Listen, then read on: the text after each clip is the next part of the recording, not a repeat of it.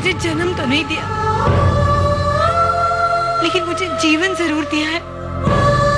जो रात रात भर मेरे सिरहाने बैठकर मुझे कहानियां सुनाया करती थी, जो अपने हाथों से मुझे खाना खिलाती थी, जिसने मुझे इतना प्यार दिया कि मुझे अपनी माँ की कमी कभी महसूस ही नहीं होने दी। और आज इन्हें जानने के बाद मुझे और किसी को जानने की जरूरत है और नहीं चाह।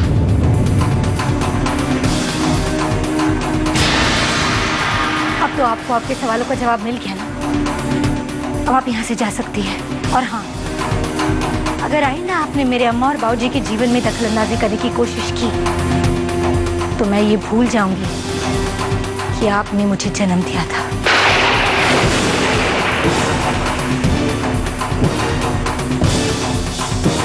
मुझे अपनी बेटी मत समझिए, मुझे भूल जाइए।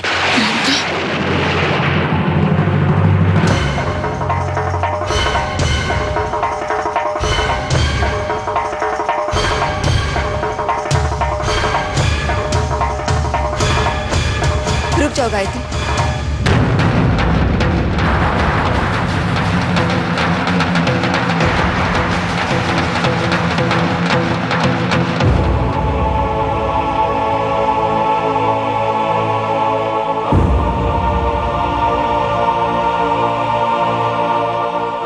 भले ही हमने तुमको जन्म न दिया हो, लेकिन हमारे पति के संतान होने के नाते तुम हमारी बेटी हो। इस बात को मानती हो या नहीं? तो फिर इस माँ की आज्ञा का पालन करो, माफ कर दो इन्हें। चाहे जो कुछ भी किया हो इन्होंने तुम्हारे साथ, नफरत के इस बीज को और पानी मत पिला वृंदा। सब कुछ भूलकर इन्हें गले लगाओ, माफ कर दो इन्हें। जीजी ठीक कहती है वृंदा। इंसान को जिंदगी में किसी न किसी मोड़ पर अपनी गलतियों का एहसास होता है, और आज गायत्री के जीवन में वो मोड़ आ चुका है। तो क्या हम फिर इन्हें छोड़ दें उन्हीं रास्तों पर भटकने के लिए जिन पर अब तक ये गुम थी? माफ कर दे वृंदा, अपनी माँ को माफ कर दे। गलती यहाँ तो नियति की थी और हम सब उसके शिकार बन चुके थे, कठपुतलियां बन चुके थे।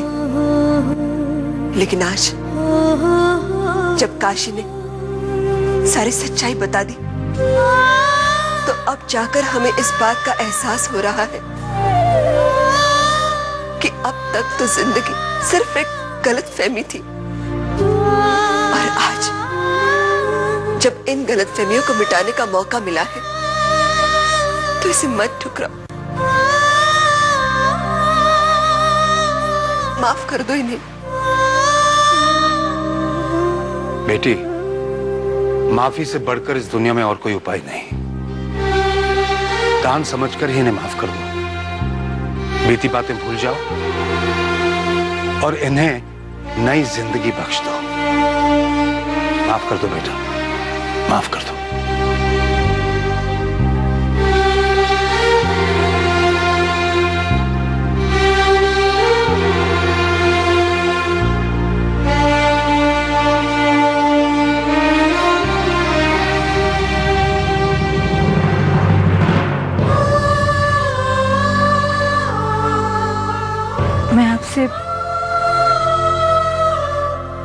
मैं आपसे खफा थी क्योंकि मुझे लगा कि आप मुझे मेरे अपनों से जुदा कर रही हैं। लेकिन अब जब मेरे अपनों को आपसे कोई शिकायत ही नहीं है तो मैं कौन होती हूँ आपको सजा देने वाली? अगर हो सके तो मुझे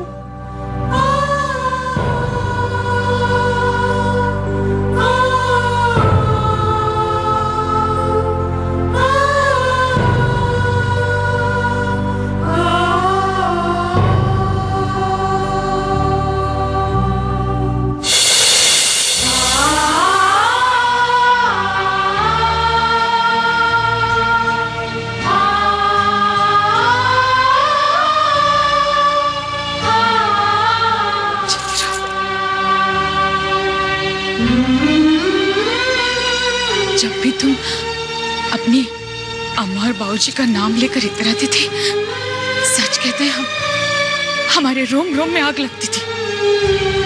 पर आज पता चला उनकी प्यार की वजह से तुमने हमें माफ कर दिया। हम भी क्या करते, गलत वक्त पर ममता ने दस्तक दे दी। बेवक्त अपना अधिकार मांगने आए जो कभी हमारा था ही नहीं। हमें माफ कर दो बेटी।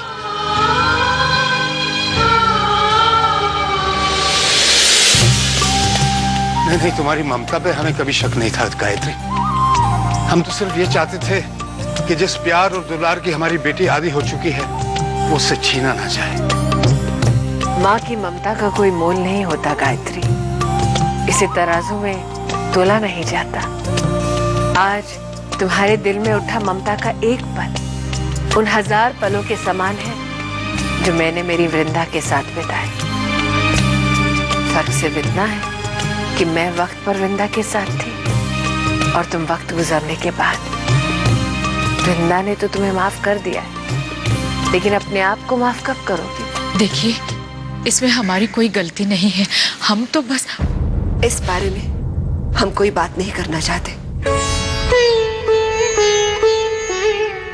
इससे बेहतर परिवार वृंदा को कभी नहीं मिलता। शायद हम भी इस तरह से उसकी परवरिश नहीं कर पाते। चलते हैं इस वादे के साथ कि इसके बाद इस परिवार पर हमारी तरफ से कोई आंच कभी नहीं आएगी।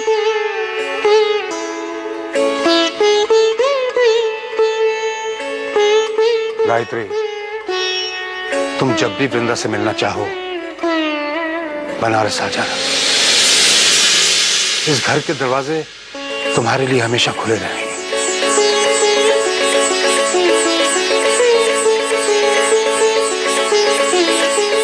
भाई साहब आइए ना,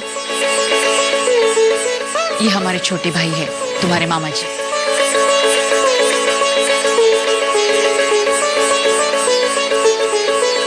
जीती रहो बिटिया।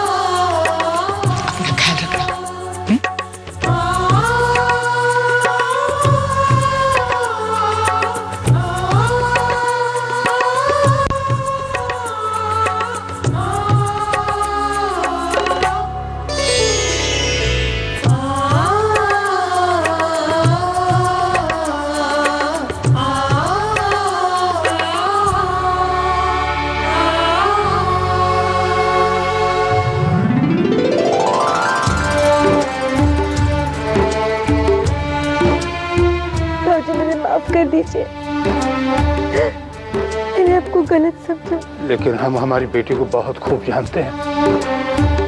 हमें तुमसे यही उम्मीद थी बेटी, यही उम्मीद थी।